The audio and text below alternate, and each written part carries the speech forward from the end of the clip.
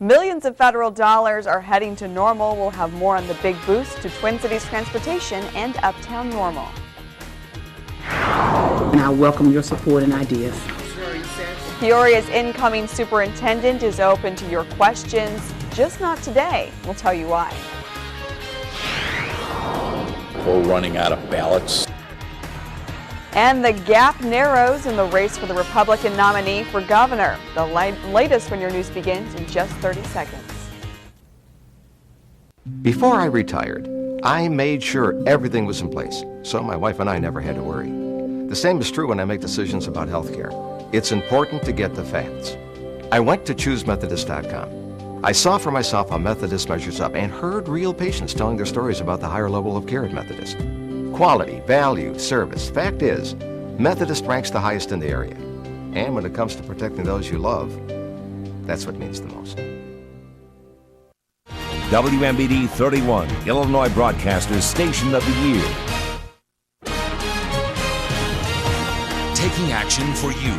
This is WMBD 31 News at 10. Big news for the town of Normal. WMBD TV News has learned that the town will receive $22 million for its multimodal transportation center. That's more than half of the $40 million price tag for the building, which will service Amtrak, buses, and taxis for the area, as well as town council chambers.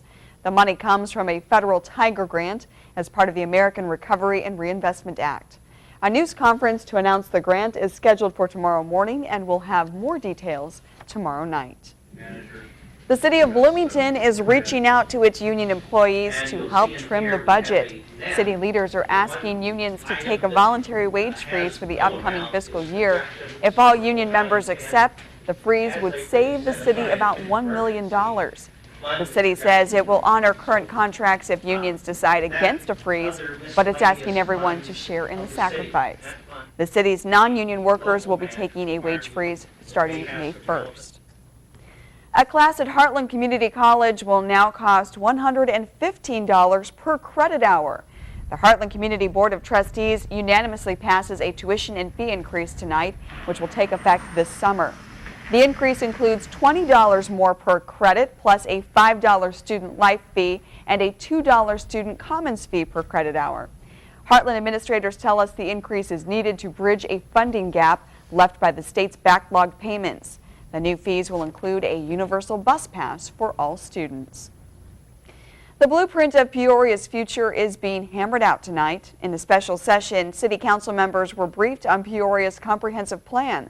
It's 2 years in the making and could help guide leaders for the next 2 decades. WMBD's Brett Lemoyne is live outside City Hall. Brett, what are some of the specifics? The comprehensive plan includes items that will help the city grow. It sets the vision for Peoria and will aid policymakers in future decisions. It sets things like education, public safety, and economic development as priorities to improve upon.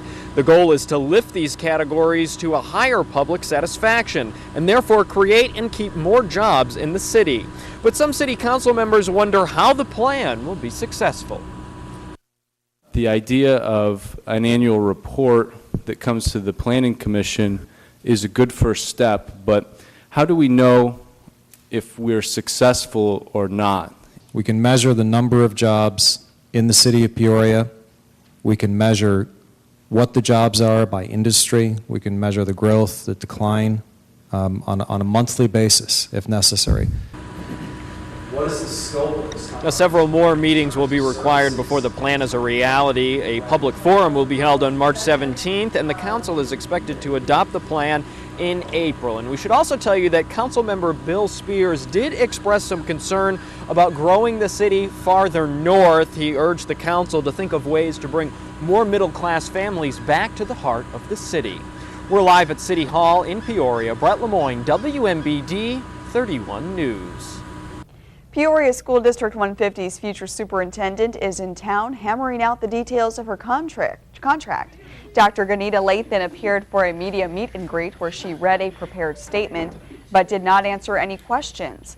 Lathan's currently the interim deputy superintendent of San Diego, California School District.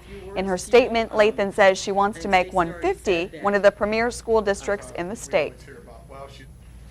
My approach is simple: high expectations and strong relationships. I intend to establish an energetic and visible presence throughout the district, and I welcome your support and ideas. She has already asked to have a lot of things prepared for her while she's here, like she wants to look at past audits, past budgets, organizational charts, and a whole lot of things like that to get her acclimated to the district itself. District 150 school board members will vote on Lathan's contract on Monday. The district will not release any contract details. State funding reductions will leave Morton School District in the red. This year, Morton will not get an expected $1.1 million from the state, which leaves the district with a $500,000 shortfall over the next 2 years. To fill the budget gap, Morton Superintendent Roger Kilpatrick says they're looking at options such as reducing programs, combining classes, and cutting staff. Fees for extracurricular activities could also be added. Staff reductions could be announced by March. A budget will be laid out soon after and finalized in September. Morton residents could also see a sales tax increase to pay for improvements around the community. The proposed sales tax increase is 0.25%, bringing the total to 7%. Officials say the increase would generate $400,000 each year. That money would go into a commercial and retail redevelopment fund to pay for the beautification of Morton downtown and improve streets and sidewalks. We want to increase the number of people coming to Morton. This is a way of potentially increasing sales tax, and sales tax means more money to the village, more money to the businesses. We're both winners. The sales tax increase will be voted on March 15th. Derflinger says if it's passed, Morton would still have a lower sales tax than many other local communities.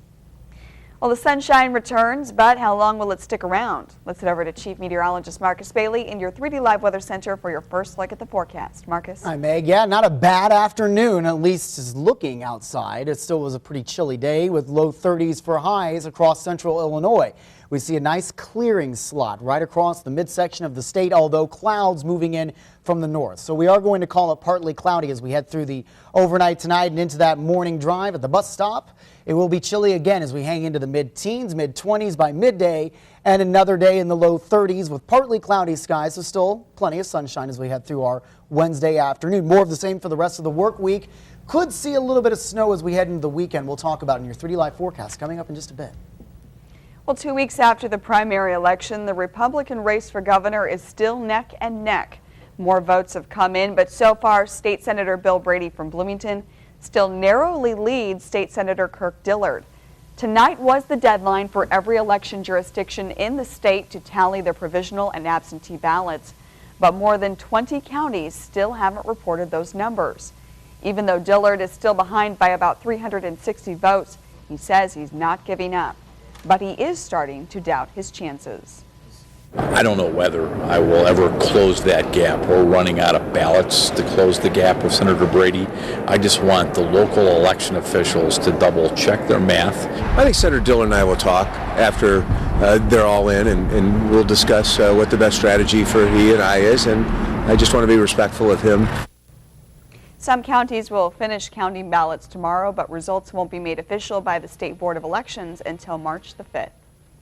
Still ahead on WMBD 31 News at 10, local preschoolers raise money for Haiti relief.